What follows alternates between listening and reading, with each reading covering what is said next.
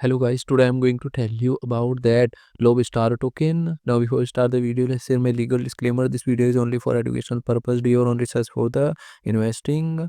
According to the website, Lobstar AI agent made a costly mistake that ironically fueled a trading frenzy.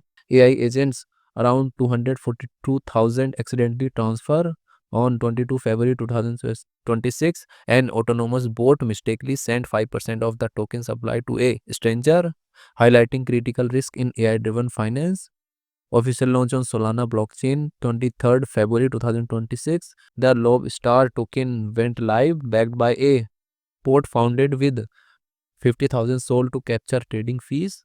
A strong rebound amid high volatility. 23rd February 2026, the token price surged after the incident testing a $13.2 million market cap zone despite thin liquidity. Lobstar token total supply is around 999.99 million and circulating supply is also 999.99 million. Lobstar token is listed on LBank, KCX and other exchanges. If I share my opinion with you, then this project up to 70% chances is that it is a legit or good project. So guys, don't take my opinion as a financial advice. Do your own research for the investing. Thanks for watching.